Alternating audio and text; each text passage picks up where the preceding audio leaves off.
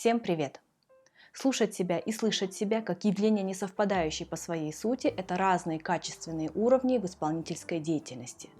В чем между ними разница, я сегодня попробую рассказать. Слышать себя и уметь слушать себя – понятия различные, несмотря на кажущуюся их общность. Для музыканта смысл этих понятий резко отличается от общепринятого, так как предполагает квалифицированное восприятие музыки, а также качество ее исполнения самим музыкантом. Изучение музыкального произведения заключается в приближении к высокому качеству исполнения. И это вроде бы понятно. Этот процесс можно расшифровать примерно так.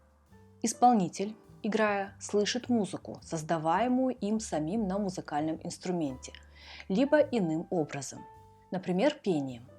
Услышав, уточняет и совершенствует свои исполнительские намерения. Соотносит их с неким внутрислуховым образом, замыслом, интерпретаторской версией, существующей в его сознании. Сравнивая реальное звучание с тем, чего он хочет добиться, исполнитель в конце концов оценивает качество своей игры, получая таким образом стимул для дальнейшей работы. Можно утверждать, что для профессионального музыканта или для того, кто готовится стать им, находится сейчас в процессе учебы, умение слушать себя в ходе исполнения будет включать детальное понимание ткани музыкального произведения, то есть всех мелких средств выразительности, помимо самих нот, естественно, будет включать эмоциональную наполненность своей игры и осознание качества своего исполнения. В этом процессе зреет понимание конкретного замысла, то есть интерпретаторской идеи. Таким образом, весь процесс музыкальных занятий представляет своего рода спираль. В зависимости от обстоятельств, эта спираль может начинаться с разных витков. С самого основания, если вы произведение только начинаете изучать, или с какого-нибудь элемента, если имеется уже определенное представление о разучиваемой пьесе. В любом случае есть основания говорить о следующих важнейших функциях слуха исполнителя. Первая функция слуха – это осознание и соотнесение того, что реально получилось у исполнителя, с тем, что хотелось бы услышать. Это активное воздействие слышания своего исполнения на внутреннее музыкальное представление, которое к каждому данному моменту уже существует в сознании играющего, имея более или менее оформленный вид, что зависит от этапа работы над произведением.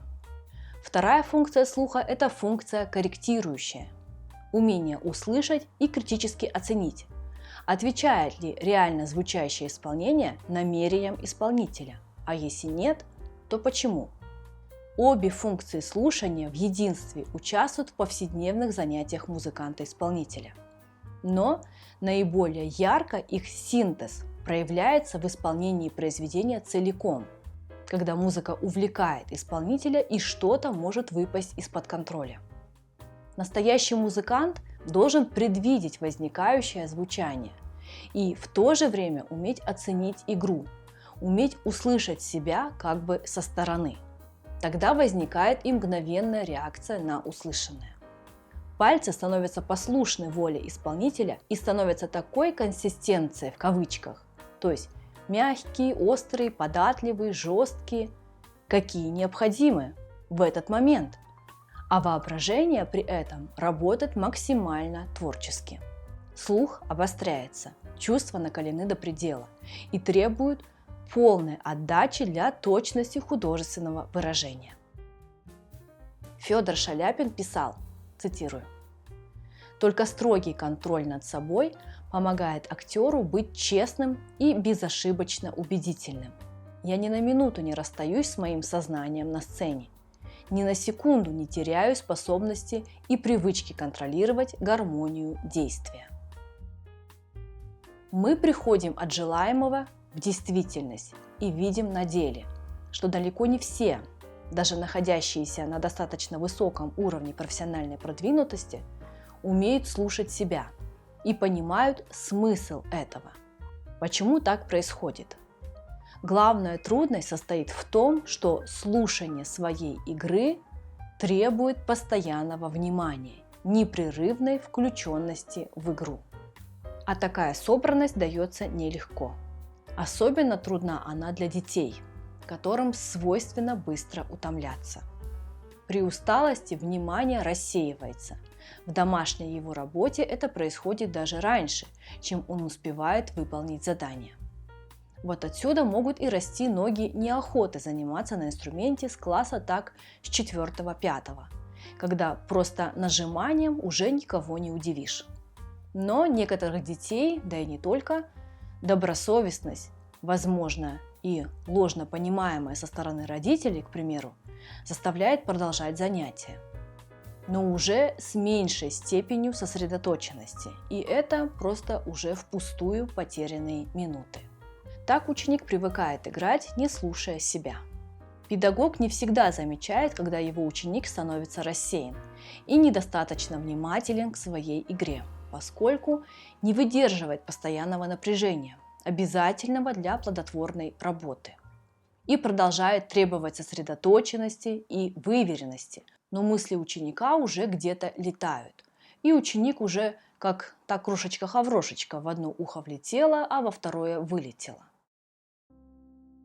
Некоторые педагоги боятся напрячь ученика непонятными требованиями постоянного слухового контроля и выполнению всего согласованного с педагогом заранее, и предпочитают махнуть рукой и довериться псевдоэмоциональности ученика, при которой увлечение своим внутренним видением ведет к искаженному изображению музыки, если его не корректировать, чем в общем-то и занимаются педагоги на протяжении всех лет обучения. Возможно, это и осознанное детское видение, если ребенка имеем в виду. Это не значит, что это плохо. В любом случае поправки, которые исполнитель может выполнить, сделают игру более качественной. Но хочу вас обрадовать, этот трудный период будет временным. Научившись слушать себя и поняв, как это важно, ученик снова обретает свободу, но уже на другом, более высоком уровне. Приучать слушать себя нужно с детства. Следить за развитием этого умения на всех ступенях музыкального образования поможет, наверное, только педагог. Самому вам трудно, наверное, будет понять, что и для чего, так как усложнение репертуара влечет за собой и усложнение задач для вашего слушания. Так умение слушать себя, воспитываемое с самого начала, и становится впоследствии необходимым качеством занятий. Как этот навык воспитывать? Умение слушать и слышать свою игру воспитывается только на конкретных требованиях к звучанию.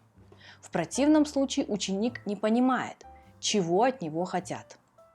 Ну, например, педагог может, обратить внимание на сплетение голосов в четырехголосной полифонической фактуре фуги, добиваясь того, чтобы каждый голос жил своей особой самостоятельной жизнью.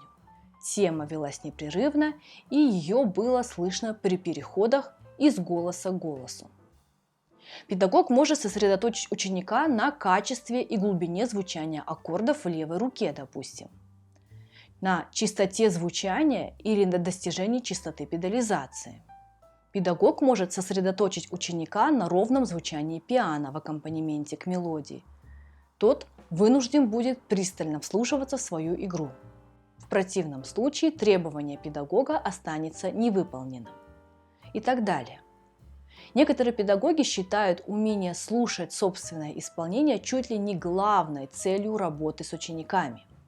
Они постоянно и настойчиво напоминают своему воспитаннику о необходимости слушать себя, не дают ему сыграть ни одного такта без сосредоточенного вслушивания, объясняя это желанием эмоционально наполнить каждый играемый и слушаемый учеником элемент, мотив или фразу.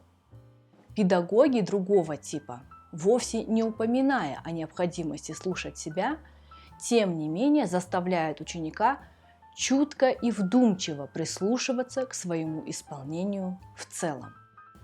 В любом случае, любые задачи невозможны без дифференцированного слухового самоконтроля.